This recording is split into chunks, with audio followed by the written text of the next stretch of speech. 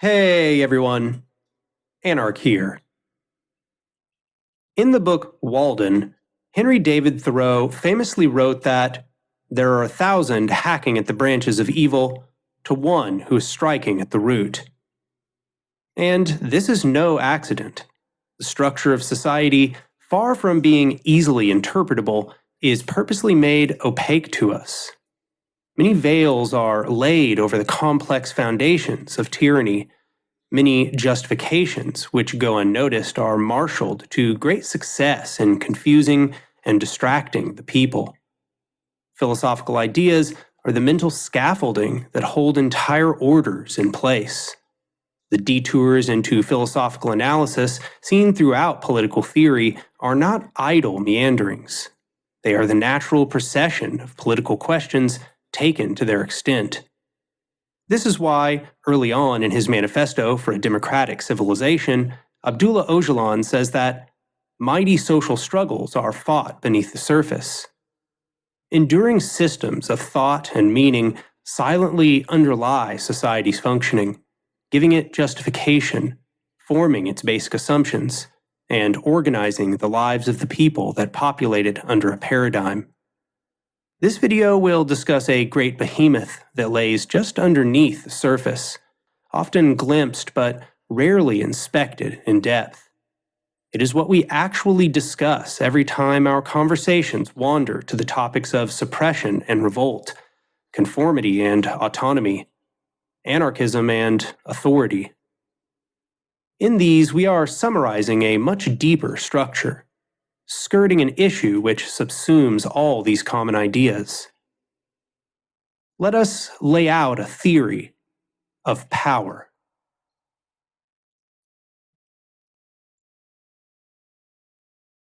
Every power is animated by the wish to be the only power.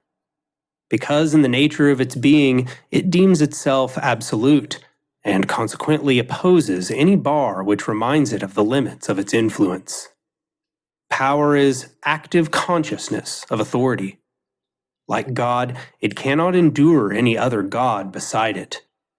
This is the reason why a struggle for hegemony immediately breaks out as soon as different power groups appear together or have to keep inside of territories adjacent to one another.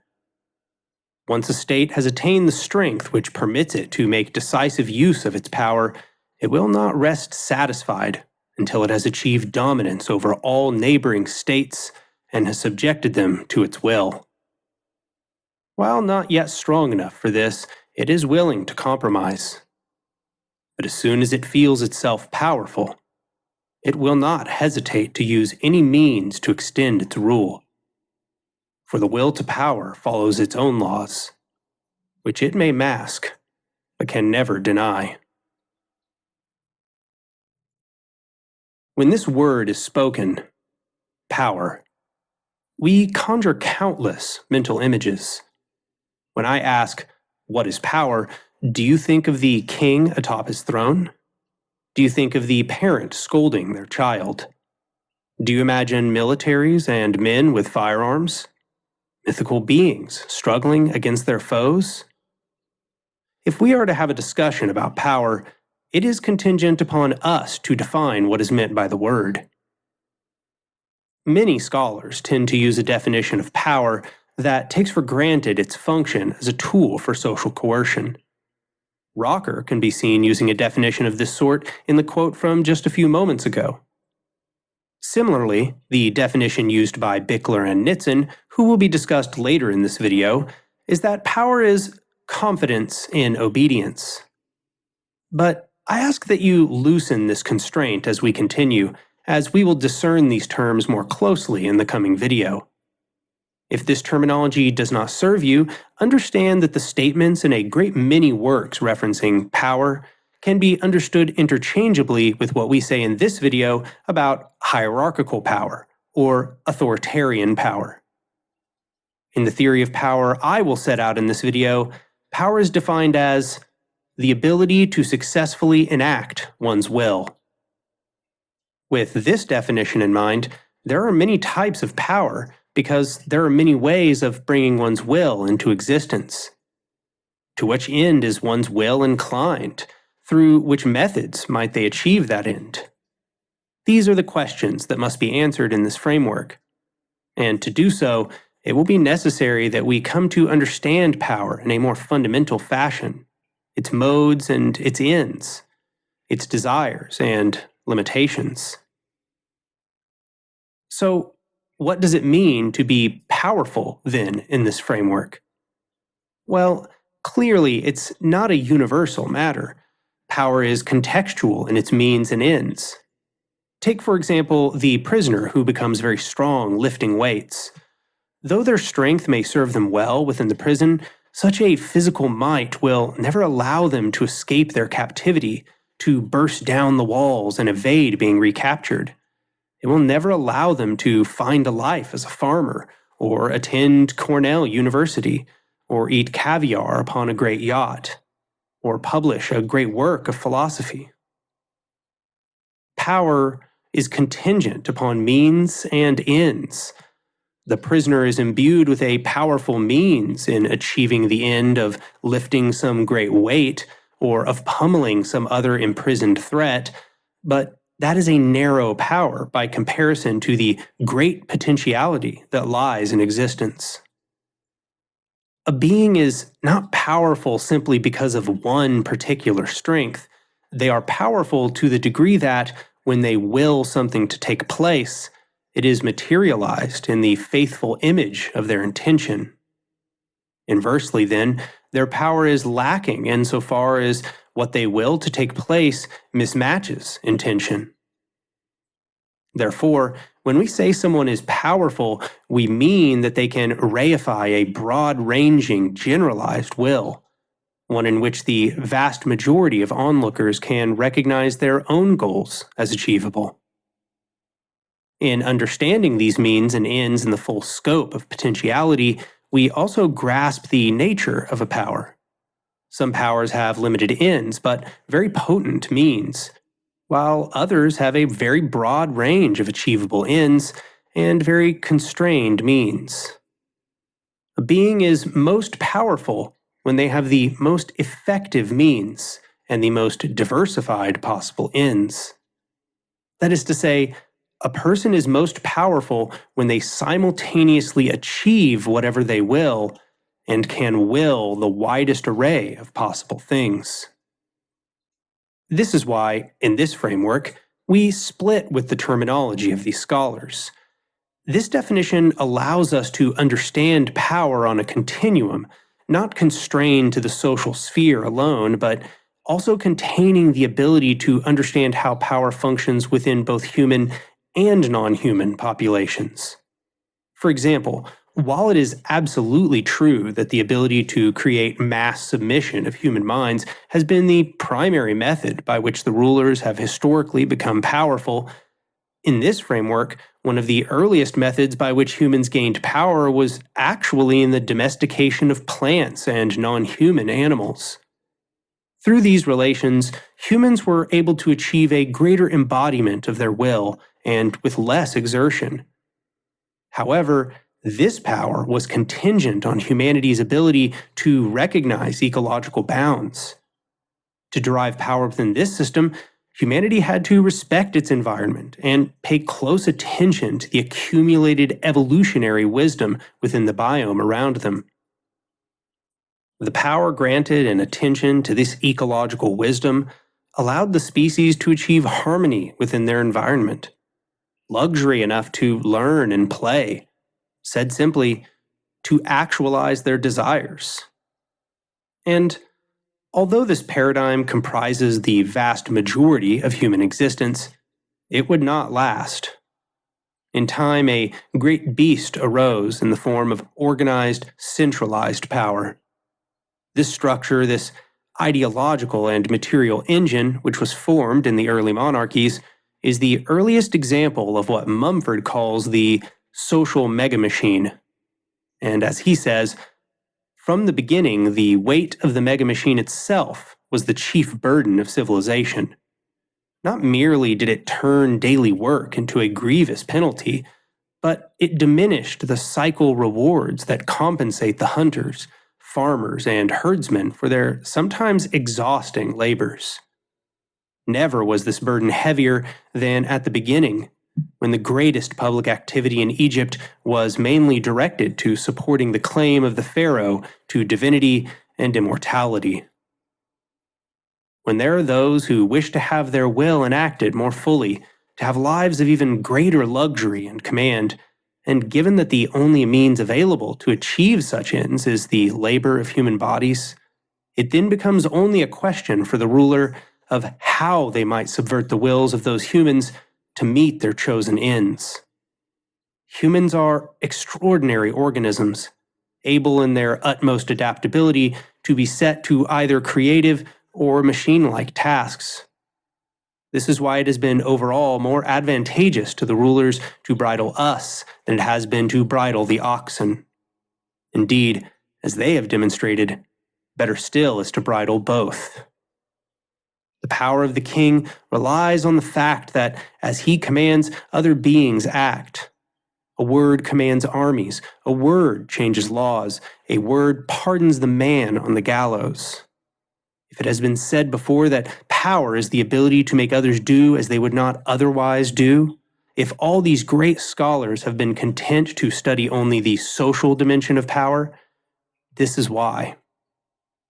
No hierarchical power structure operating within these millennia could be as powerful as it has been if it did not have the ability to compel or inhibit the actions of humans. The power of the oxen to plow the field or transport grain could never have been sufficient to support the excesses of pharaohs and kings, lest they also bridled the masters of those beasts.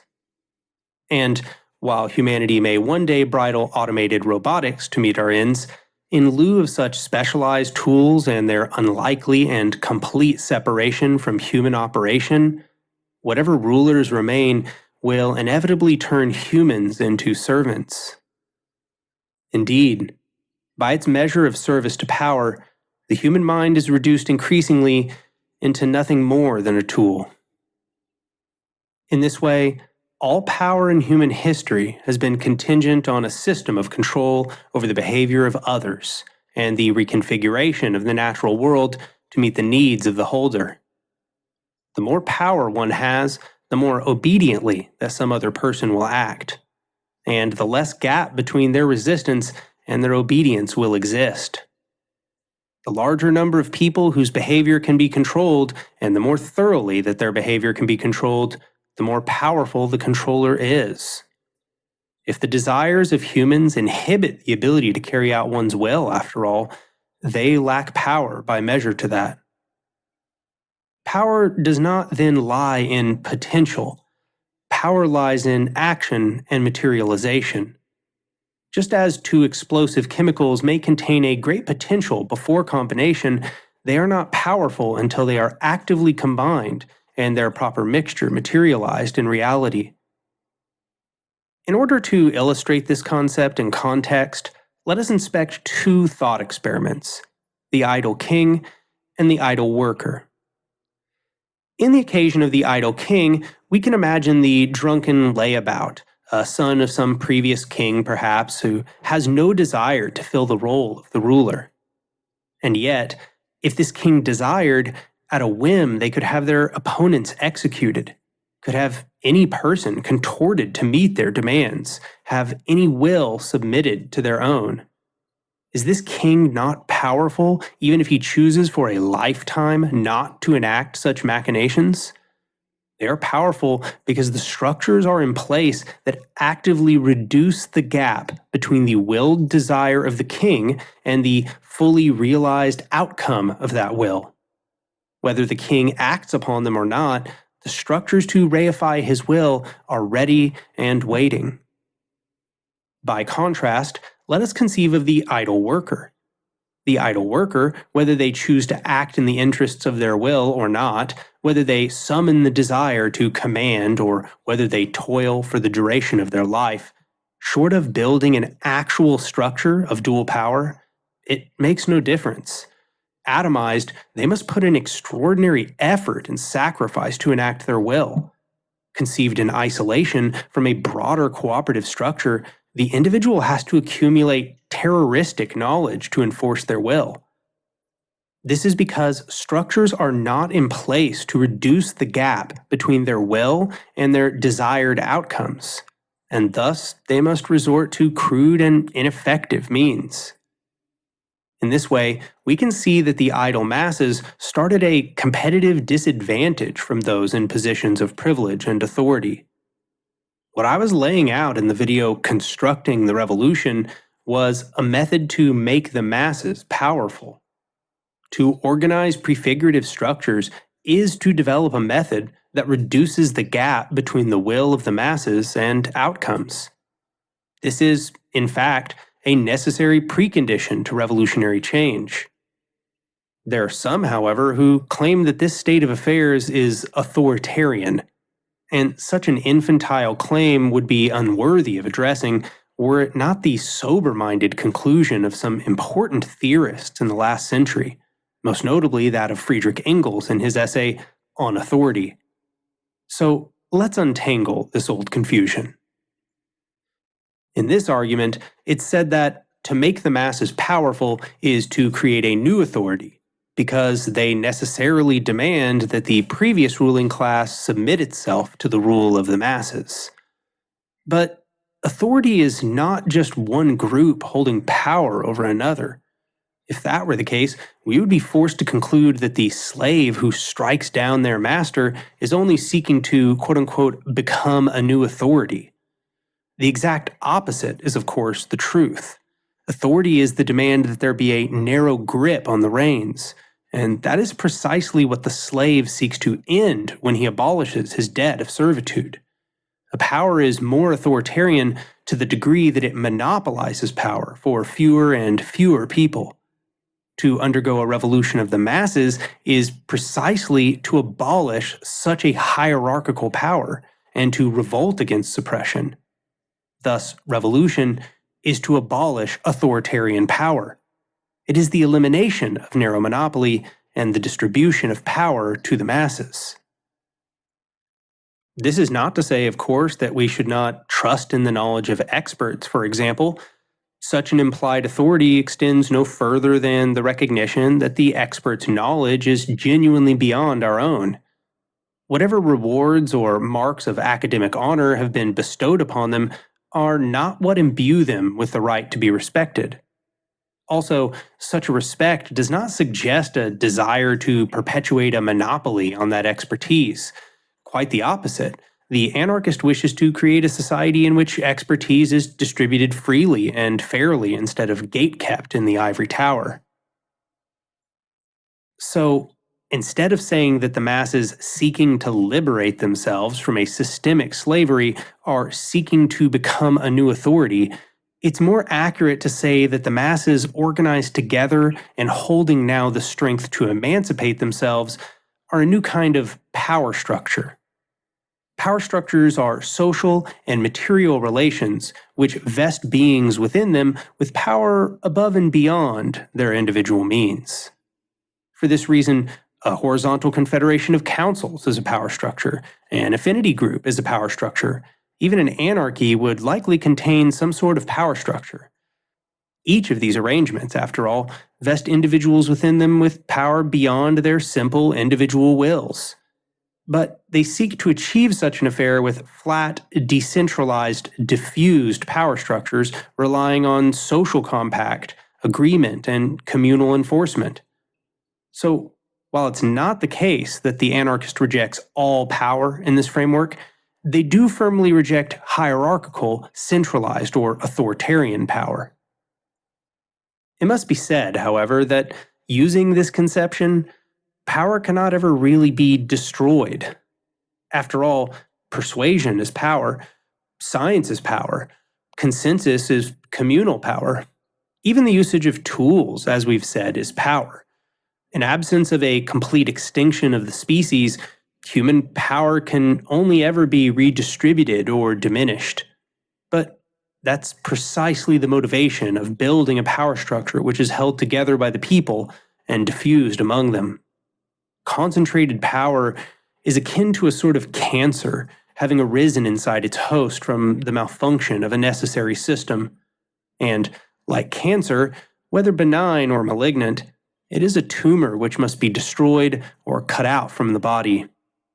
Absolute power, predicated on the absolute contortion of other human beings, must be dissolved, and systems of resistance to its reemergence must be robustly developed. But in order for us to succeed at that task, we must know its modes and behaviors. So, let's now discuss the mechanics of this great cancer.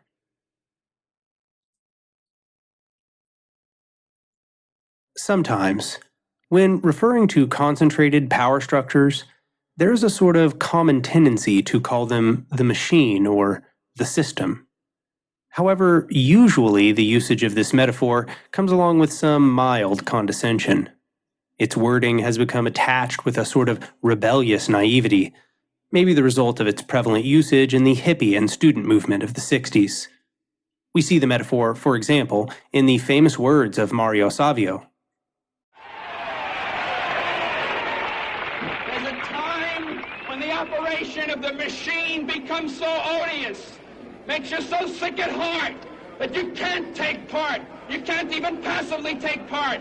And you've got to put your bodies upon the gears and upon the wheels, upon the levers, upon all the apparatus, and you've got to make it stop. And you've got to indicate to the people who run it, to the people who own it, that unless you're free, the machine will be prevented from working at all.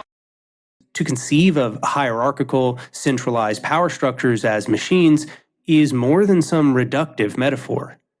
Although it's true that hierarchical power structures are only embodied through the means of conscious beings, and that actions carried out by that power structure are actually the result of accumulated individual actions within it, in the creation of an internal discipline, the people actually are made closer and closer to constituent parts of a machine. Their individuality is gradually subsumed to hierarchical needs, and their actions increasingly carried out as a regimented response, not as an individual act of choosing, as it is, in fact, precisely the act of choosing which hierarchical power structures will have a tendency to want to eliminate. Individual choice means unpredictability, and unpredictability is antithetical to a reliable mechanization. Lewis Mumford, an American scholar in the middle of the 20th century, wrote a book on this very subject called The Myth of the Machine. In it, he says, "To call these collective entities machines is no idle play on words. If a machine be defined as a combination of resistant parts, each specialized in function, operating under human control to utilize energy and to perform work, then the great labor machine was in every aspect a genuine machine. All the more because its components, though made of human bone, nerve, and muscle, were reduced to their bare mechanical elements and rigidly standardized for the performance of their limited tasks." We do not mean to say, of course, that the power structure itself has consciousness, nor that those who are in control of the machine do not drive it to some significant degree, but instead that the machine is built toward an end, and insofar as it has successfully subverted the will of the majority of individuals within it and turned them into operational components, it will function as per the smooth dictates of that machine. This is discussed from time to time by Marx as well, notably in Capital, where he points out that, having consciously reduced themselves into nothing more than conduits for the flow and accumulation of capital, capitalists become capital personified and endowed with consciousness and a will. Actors within regimented, hierarchical systems don't act outside the dictates of that system, including the many managers and technicians which form the functioning of its administration. If they did, they would no longer be allowed to operate within the system. The system would either discipline them through punishment and social sanction, or prioritize some other human that's willing to contort themselves into the shape that is needed by the social megamachine. In this way, even the holders of power are contorted into the mold of the machine. This is what Rudolf Rocker meant in Nationalism and Culture when he said, It is the secret curse of every power that it becomes fatal, not only to its victims, but to its possessors. The bare thought that one must live for the achievement of an end which is opposed to all sound human feeling and is incomprehensible in itself gradually makes the possessor of power himself into a dead machine, after he has forced all coming under the dominance of his power to a mechanical obedience to his will. There is something puppet-like in the nature of every power, arising from its own illusions, which coerces everything coming into contact with it into fixed form. And all these forms continue to live in tradition even after the last spark of life has died in them, and lie like an incubus on the spirit which submits to their influence. As Marx describes in his theory of alienation, humanity has a Gattungswesen, a species essence. Marx conceives of that species essence as one which desires to produce of its own volition, and that, under constraint, unable to control the act of production, we are alienated from that essence. And it's true. Humanity desires to control the conditions of its own production, but it's greater than that. Humans, fundamentally defined through their adaptability and mentally able to conceive of a boundless future, are not meant to be rigidly disciplinized. As Lewis Mumford says in the second part of his Myth of the Machine, it is part of the essential nature of man to transcend the limits of his own biological nature, and to be ready, if necessary, to die in order to make such transcendence possible. To be disciplined by power is to be limited. To be made subservient is to be turned into a component, a thing with a purpose but no meaning.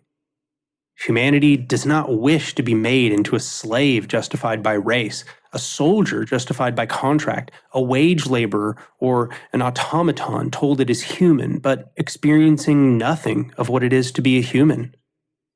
Humanity inherently desires to be boundless. Humanity naturally desires freedom. Indeed, Marx, the ideological paramour of many who now so eagerly reject freedom as a principle of struggle, said, "No man combats freedom. He combats at most the freedom of others." Hierarchical power only exists because it is imposed. Because once concentrated power exists, it accumulates until collapse or heat death. It is the enemy of human freedom, turning conscious beings into thoughtless instruments, an engine for suffering, a thing slaked in blood and wielding the whip and the chain, coffins proceeding to its left, and obedient automatons, once called humans, to its right. Because hierarchical power demands the mass sacrifice of human lives, it cannot be anything but a death-oriented entity, and it is necessarily surrounded by those who worship it, a death cult. This can be seen in the pyramid texts, where long passages are written about the god kings in the afterlife. In these passages, we see the true visage of the Mesopotamian megamachine, a description whose metaphors have changed and whose veil has been modified, but which fundamentally captures the blood-sacrificial nature of hierarchical power. He it is that eateth men, that liveth on gods, that possesseth the carriers and dispatcheth messages, the runner with all knives. He that strangleth them for him, he draweth out for him their entrails, he the messenger whom he sends death to. He it is that eateth their magic and swalloweth their lordliness. Their great ones are for his morning meal, their middle-sized ones for his evening meal, and their little ones for his night meal. He hath broken up the backbones and the spinal marrow. He hath taken away the hearts of the gods. He hath eaten the red crown. He hath swallowed the green one. He feedeth on the lungs of the wise ones. He is satisfied with living on hearts and their magic. That is the fundamental nature of the megamachine. A cannibal zealot, now veiled by a vast Skinner box, but its inbuilt purpose unchanged. This hierarchical apparatus is a parasite built to consume for eternity, fueled by human misery and abject slavery. So, what drives the death cult? Why do the masses contort themselves to its needs? Said otherwise, why do we not rebel?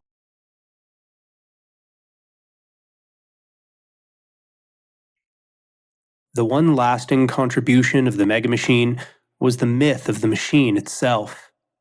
The notion that this machine was, by its very nature, absolutely irresistible, and yet, provided one did not oppose it, ultimately beneficent. That magical spell still enthralls both the controllers and the mass victims of the mega machine today. Throughout the modern history of leftist ideology, the philosophical disease of economic reductionism has permeated and undermined our movements, long masquerading as materialism. To know society, they insist, is simply to work out its economic relations external to human ideas. The ideas are but a superstructural mask on the real driving contradiction taking place in the economic base. But this is an oafish oversimplification. The driving force is power, and power is not just the structurally embodied mechanisms of production and distribution. Power is also a function of perception and expectation.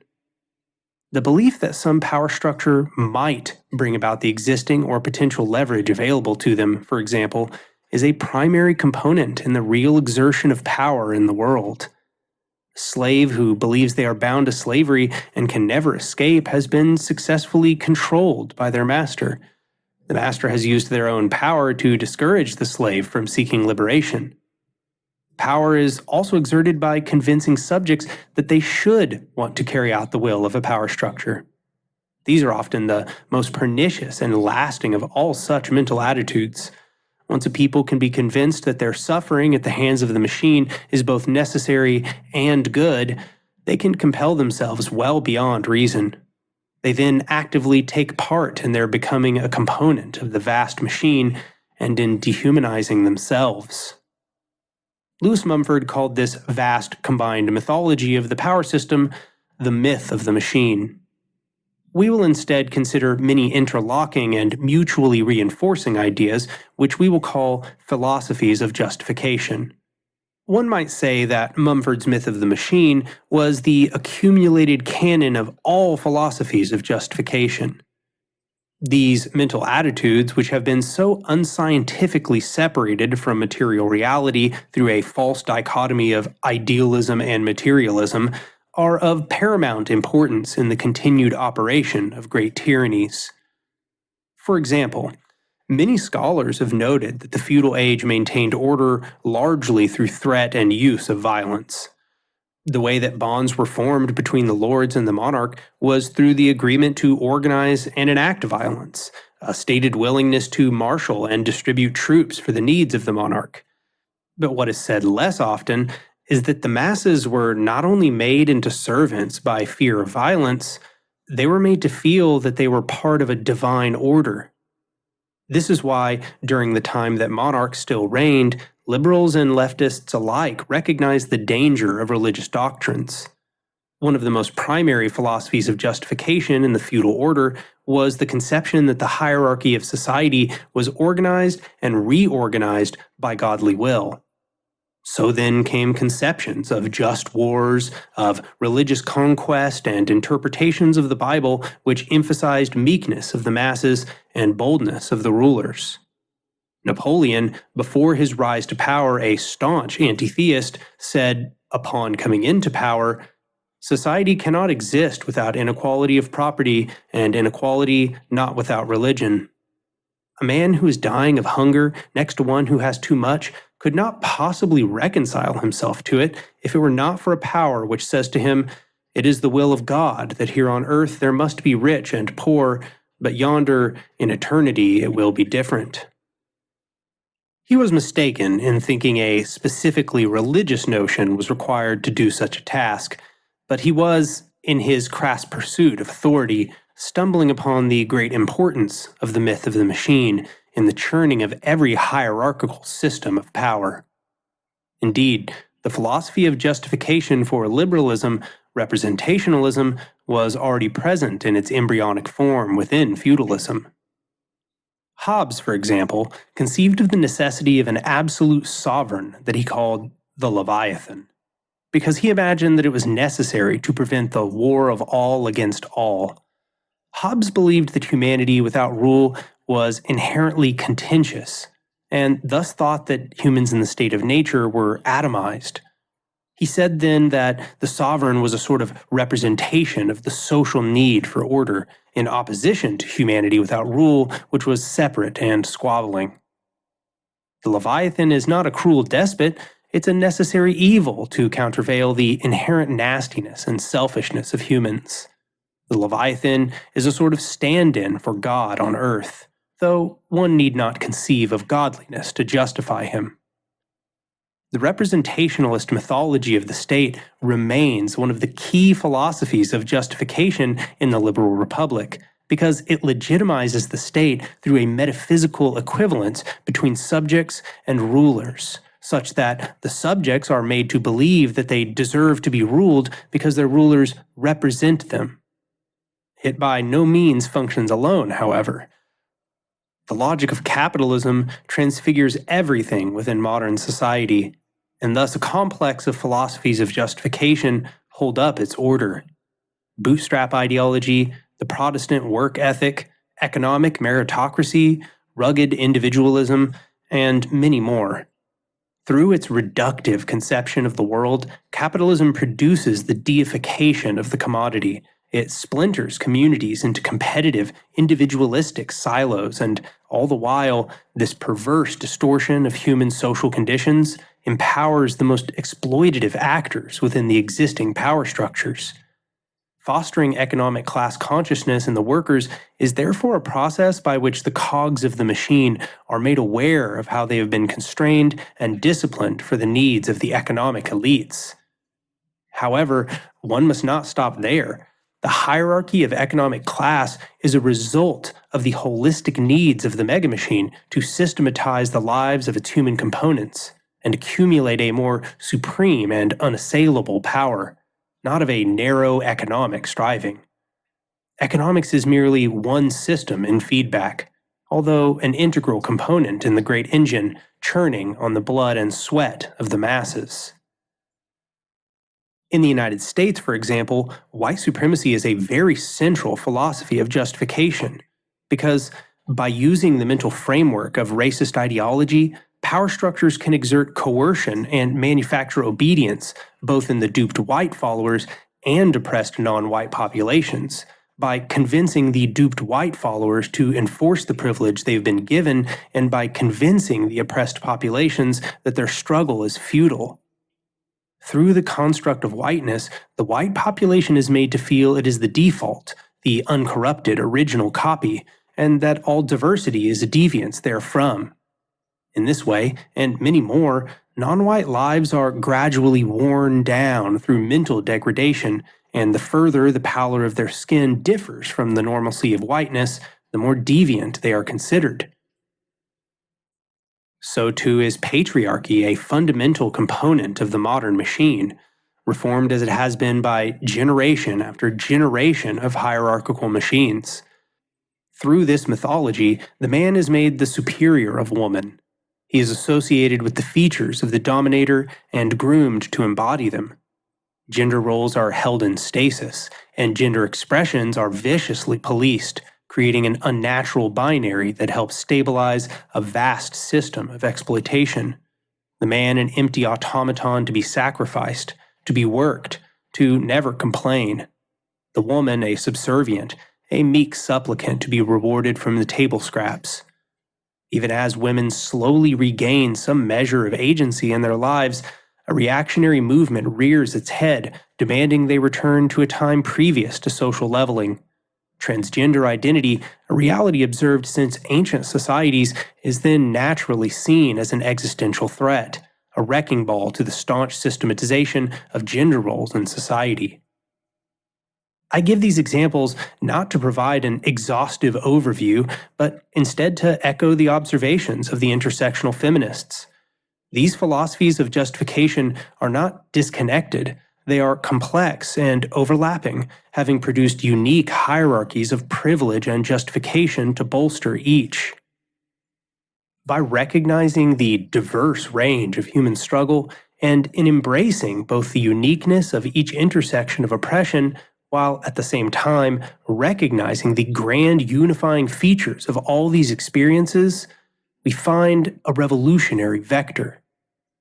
As Rudolf Rocker says in Nationalism and Culture, the desire to bring everything under one rule, to unite mechanically and to subject to its will every social activity, is fundamental in every power.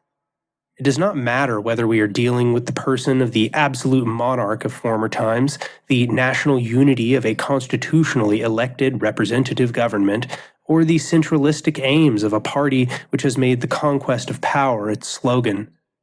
The fundamental principle of basing every social activity upon a definite norm which is not subject to change is the indispensable preliminary assumption of every will to power. Generation after generation of exploiter has innovated to create more and more effective means to bring about social subservience. The resulting inventions of psychological warfare, embodied together in this great myth of the machine, have now been sharpened into powerful tools of mimetic self-obedience. Indeed, the reinforcement of these philosophies of justification does not take place merely upon an interpersonal level. It is the software of a vast social hardware.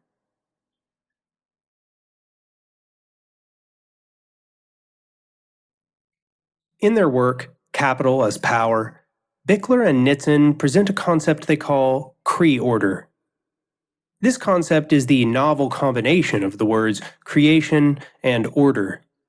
This is no contradiction.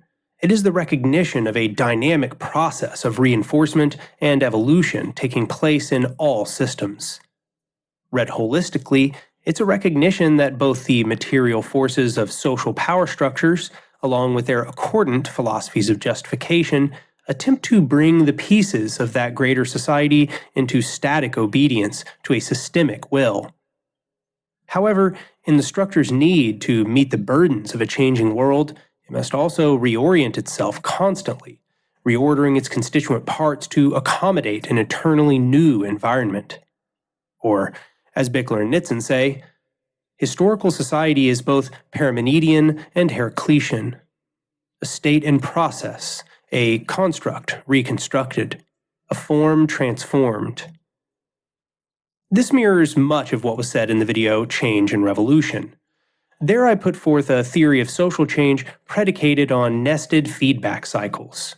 But the analysis does not end with the cycles I inspected there. The systems of human power are in mass dynamic feedback, and Bickler and Nitzen's cree-order can be seen as an umbrella to describe the accumulation of these cycles. The feedback cycle that this video has laid out is both primal and ancient, occurring between the structural programming of the system in the form of its supply lines, infrastructure, and distribution, and the ideological programming of its constituent actors by way of interlocking philosophies of justification. These forces do not function in isolation. They feed into one another, reordering society constantly, shifting their relation as one or another is countervailed. As Bickler and Nitzen say, power means the ability to impose order, and imposition presupposes resistance. Resistance from those on whom order is imposed, and from others who wish to impose their own. This ever-present tension between force and counterforce makes a power cree-order inherently unstable. Slack on one side unleashes pressure from another. A greater force in one direction trumps over a weaker force in the other. And since to overcome resistance is to create a new order, the very presence of power spells a built-in pressure for change. Cree-ordering is an act of dynamic regimentation. The social and economic world is turned into something which can be predicted because it's been transfigured into the form that power has preconceived. And in becoming something predictable, the capitalist comes to believe that their ideology is a science, when, in fact, they've cursed the constituents of society with a rigid uniformity which they then condescendingly observe as confirmation of their supremacy, just as the slave master looked over the plantation fields and told himself he observed an eternal order. Bickler and Nitzen continue. To rule means to see the world from a singular viewpoint, to be locked into a unitary logic, to be subservient to your own architecture of power. Dominant capital cannot deviate from the boundaries of this architecture, even if it wants to. Its individual members are forced to accept the very logic they impose on the rest of humanity, and the more effective they are in imposing that logic, the more predictable they themselves become. When the world fails to meet the predictions of the arrogant machine, the only options available to that machine are to rediscipline its components, to deny the reality of its disconfirmation, to reorganize itself into a new predictable system, or to convey a new philosophy of justification. What it cannot do is accept its frivolity. To do such a thing would be to undermine its foundational principle of accumulation.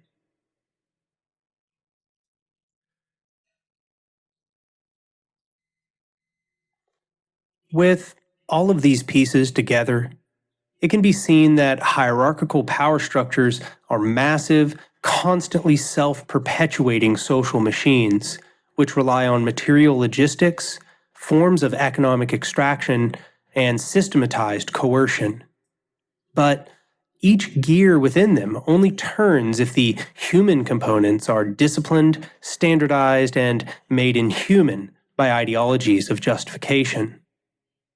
Every hierarchical power structure will have a tendency to operationalize the lives of the individuals within it, such that all their individual wills are subverted and controlled. And to whose ends are the individual's wills subverted? While it is true to answer the individuals in the highest seats of power, indeed, hierarchical systems are built with that express parasitical purpose, it is even more appropriate to say the logic of the machine. These machines are then built out in both a structural and ideological sense based upon the subjugation of human beings. And as a result, the unified design of the system's supply chains, infrastructural projects, and operating ideas is a dominator's logic, and the fundamental configuration of these embodiments of power represents a sort of territorial expansion for the megamachine. Said otherwise, the longer this machine is allowed to materially and ideologically configure itself in the real world and to build out its metropolises and extract the resources of our planet, the more thoroughly that the enemy system is allowed to solidify its power and establish a real physical territory for its ideology. But if a hierarchical power structure is a machine, then we may inspect it through comparison with other machines. How do we take apart a non-human machine, for example? In the most absolute way, if one wishes to end the functioning of a machine forever, they must demolish it completely.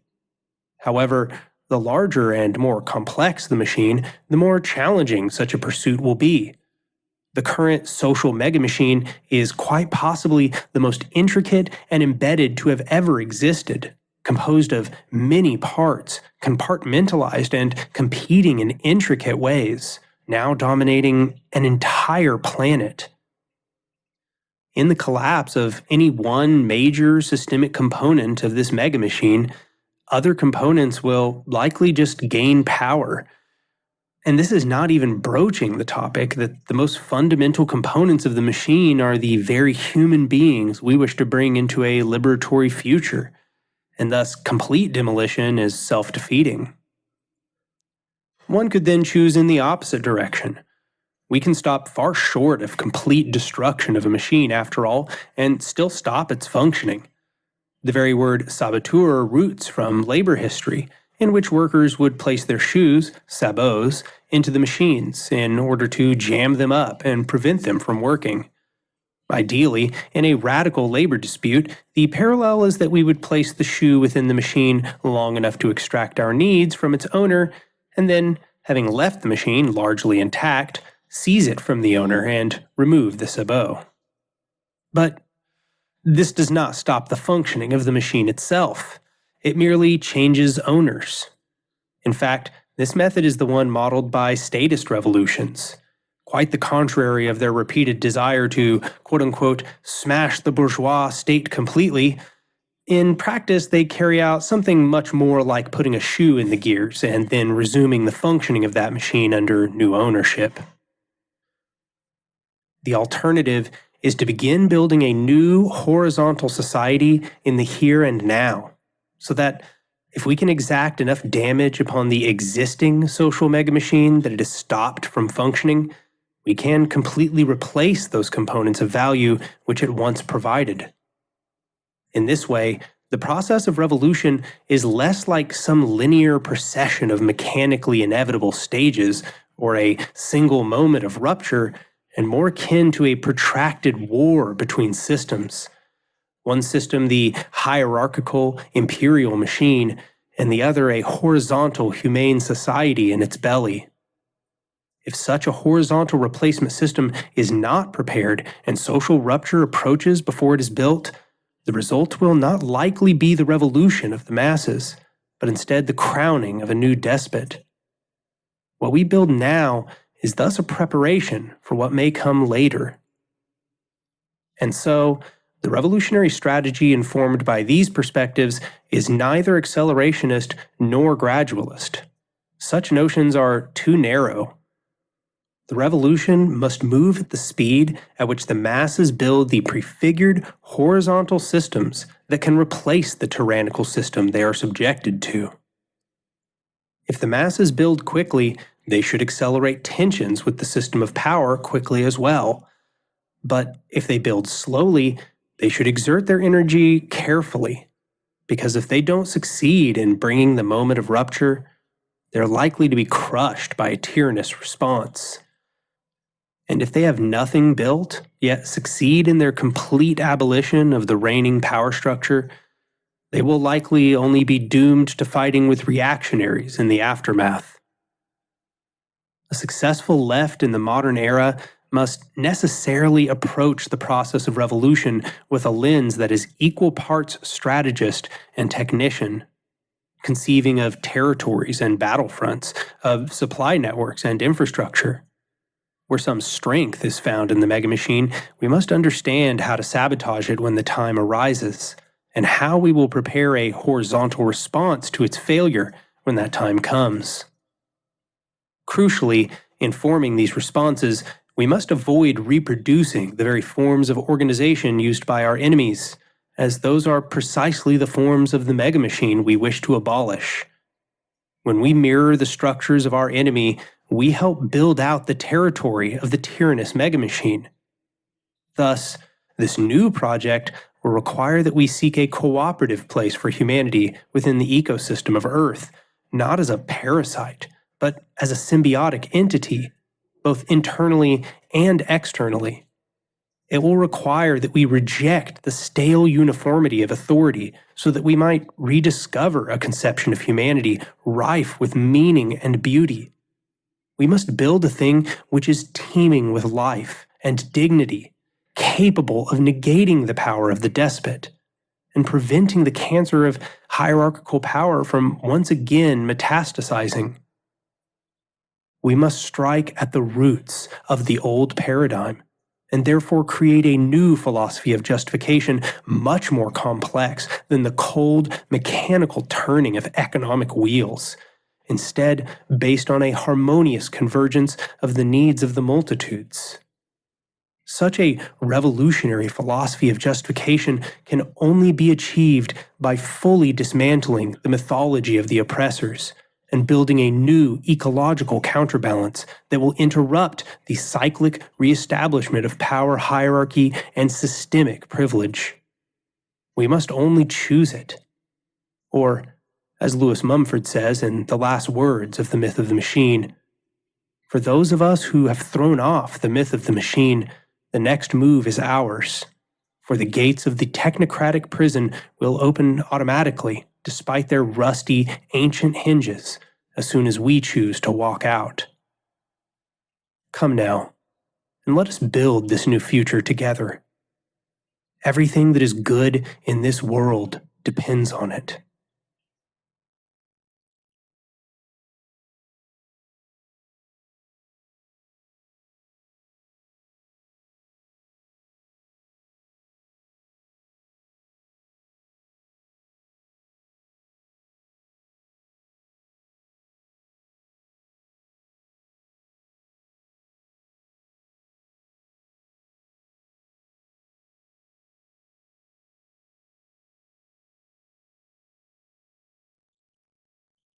Thanks for watching, everybody. If you want to help spread the work I'm doing here, click the like button, subscribe to the channel, and leave a comment below. Also, if you want to help me devote full-time effort to making these videos, become a patron at the Patreon link below. Anyway, I'll see you next time.